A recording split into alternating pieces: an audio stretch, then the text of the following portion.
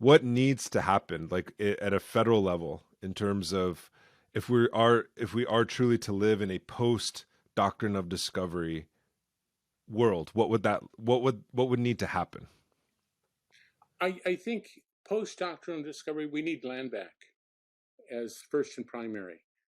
And that's by the volumes. We need huge amounts of land back to support an economic base for indigenous peoples, and treaty rights. Certainly, the rights they've given us in terms of taking land sometimes has some significant lands, and they need to honor that right. You mentioned health service. Health service is a treaty right obligation. Education is a treaty right obligation. Those were entered into by the United States government and a tribe to provide this until time memorial, till the end of time. It's not a gift. It's purchase of lands, and not significant amounts of land, but purchase of some lands. And I think they need to be looking at those a little closer, and trying to get the treaty obligations. We take the pandemic as an example. The number of Indians is like 1 in 229 Indians died as a result of COVID-19. And that's comorbidity. Comorbidity tells me that the health care of indigenous peoples in the United States have been so deplorable, so bad, that people die from a virus, and they have been dying gradually, and they still continue to die because of that. And if we had strong health services, either medical model or continuing traditional means of survival.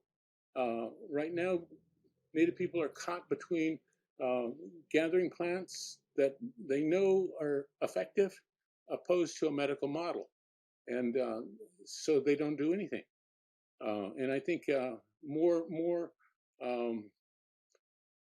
figuring out how we can survive, what medicine, what's out there now that we can do to deal with the comorbidity, the issues of diabetes, heart conditions, the issue of obesity, and whatever else that we have that would cause death to happen.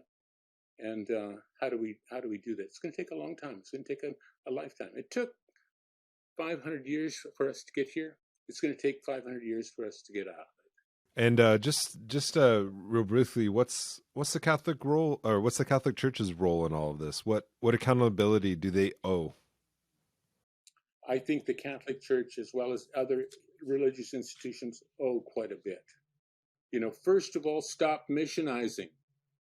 That we have a belief system, we have a tradition, we have ceremonies, we have customs that are strong, that need to be strengthened.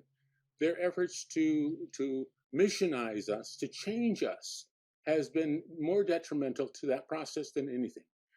Been more detrimental to issues of preserving life as we know, preserving the issue of climate change. As we continue this process, the missionization converts people over to Christianity, and if they can stop that, if they just can stop missionizing, that will change significantly. But anywhere in Central and South America, in the United States, in Canada, we see people looking at missionizing.